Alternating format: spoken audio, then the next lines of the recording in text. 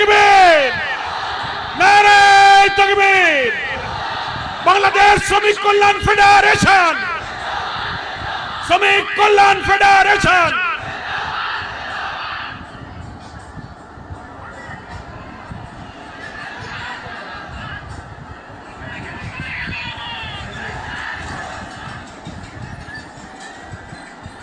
সংগ্রামী শ্রমিক জনতা, আজ থেকে 1.5 শতাব্দী পূর্বে শ্রমিকরা অধিকারের জন্য যে রক্ত দিয়েছিল, নিহত হয়েছিল, ফাঁসিতে ঝুলেছিল, 8 ঘন্টা কর্মঘণ্টা, ন্যায্য মজুরি, তাদের বৈষম্যহীনতার জন্য তাদের যে আন্দোলন, কিন্তু সেই দিনকে আমরা সারা দুনিয়া আজকে স্মরণ করি।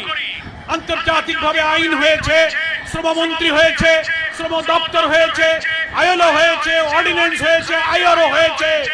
আমাদের বাংলাদেশের শ্রমিকদের, দুনিয়ার শ্রমিকদের, মজলুম শ্রমিকদের মুক্তি কিন্তু আজও আসে না।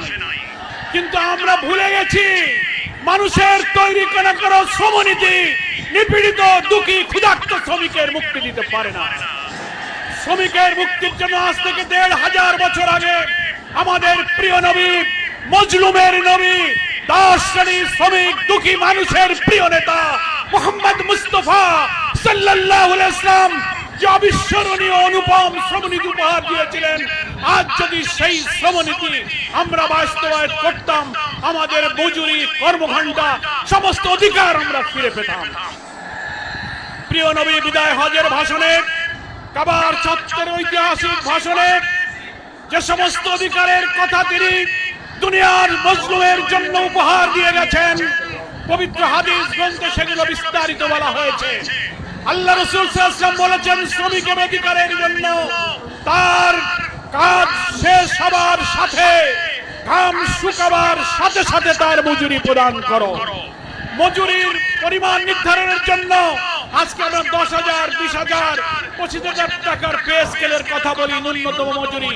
আমার প্রিয় নবী বলেছেন, সমকালীন বাজার চাহিদা, মানুষের প্রয়োজন মেটাবার জন্য মালিক যা খাবে পড়বে, শ্রমিকও যেন তাই খাইতে পারে, পড়তে পারে, ওই পরিমাণ মজুরি দিতে হবে।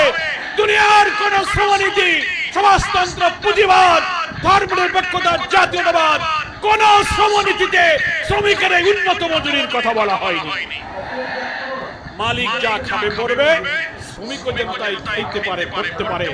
আজকের বাজার মূল্যে যদি সেই স্ট্যান্ডার্ডকে ধরে মজুরি নির্ধারণ করা হতো, আজকে কি শ্রমিকের কপালে কোনো দুঃখ থাকতো?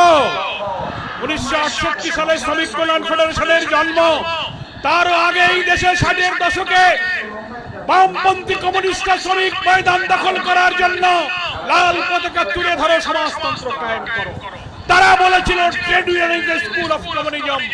68 সালে শ্রমিক কল্যাণের প্রতিষ্ঠা করে এদেশের শ্রমিক নেতারা শ্রমিক অঙ্গনে রসুলের শ্রমনীতি বাস্তবায়নের জন্য বলেছিল। রসুলের সেই আদর্শ বাস্তবায়নের জন্য ইসলামী সমাজ প্রতিষ্ঠার সংগ্রাম আর ইসলামী শ্রমনীতির সংগ্রামকে এক অভিন্ন সংগ্রামে পরিণত করতে হবে। সাধ্যের অতিরিক্ত বোঝা চাপিও না। শ্রমিকের সাধ্যের অতিরিক্ত ডিউটি করলে তাকে অতিরিক্ত মজুরি দাও। কোম্পানিতে লাভ হলে শ্রমিককে লাভের লভ্যাংশ প্রদান করো। শ্রমিকের মৌলিক চাহিদা পূরণ, থাকা, খাওয়া, শিক্ষা, চিকিৎসার জন্য তার ন্যূনতম প্রয়োজন বাজার মূল্যে যেন সে মেটাতে পারে। আমার প্রিয় নবী সেই সব আদর্শের কথা বলেছেন।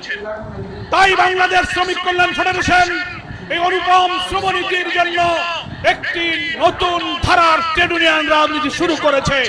মালিক আর শ্রমিকের মধ্যে শত্রুতা নয়, সৎ মালিক, সৎ শ্রমিক বন্ধু হয়ে উৎপাদন অর্থনীতির চাকা ঠিক রাখবে, আবার শ্রমিকের প্রয়োজন পূরণ করার ন্যায্য মজুরি তারা অর্জন করবে। শ্রমিক সব থেকে ডিউটিতে ফাঁকি দেবে না, কারখানা অর্থনীতি চালু রাখবে। আবার মালিকও শ্রমিকের ন্যায্য মজুরি না দিয়ে শ্রমিককে ঠকাবে না। উভয়ের মধ্যে সততার ভিত্তিতে সম্পর্ক। বামপন্থী কমিউনিস্টরা বলে শ্রেণী সংগ্রাম হচ্ছে পৃথিবীর ইতিহাস, ক্লাস স্ট্রাগলের কথা বলে। শ্রমিক কল্যাণ ফেডারেশন নতুন ধারায় বলে না, শ্রেণী সংগ্রাম নয়, সত্য মিথ্যার দ্বন্দ্বই হচ্ছে পৃথিবীর ইতিহাস। তাই আসুন, বাংলাদেশের কল কারখানা, প্রত্যেকটি ট্রেডে পেশায় আজ শ্রমিক কল্যাণ হাজারের উপরে নতুন ট্রেড ইউনিয়ন তৈরি হয়েছে। পরিবহন, রিক্সা, রাস্তাঘাটে যত পেশা আছে, কৃষি, রেল, বন্দর, পাটকল, সুতাকল, চিনিকল, যত পেশা তত ট্রেড ইউনিয়ন গড়ে তুলে আমরা শ্রমিক সমাজকে আদর্শ, চরিত্র, নৈতিকতা শিক্ষা দেব।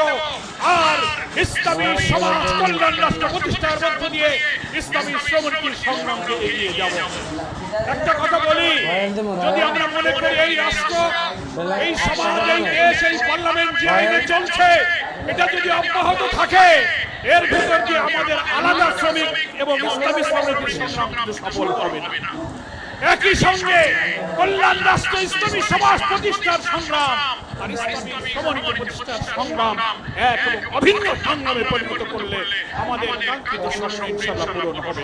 সকলকে ধন্যবাদ জানিয়ে বিকাশমান, অগ্রসরমান শ্রমিক কল্যাণ ফেডারেশনের ট্রেড ইউনিয়ন আন্দোলনকে এগিয়ে নিয়ে যাওয়ার জন্য আজকের এই মে দিবসের জমায়েতে যারা এসেছেন সকলকে আহ্বান জানিয়ে, মহান আল্লাহর শুকরিয়া জানিয়ে আমি আমার বক্তব্য শেষ করছি। আল্লাহ হাফেজ। বাংলাদেশ জিন্দাবাদ, শ্রমিক কল্যাণ ফেডারেশন জিন্দাবাদ।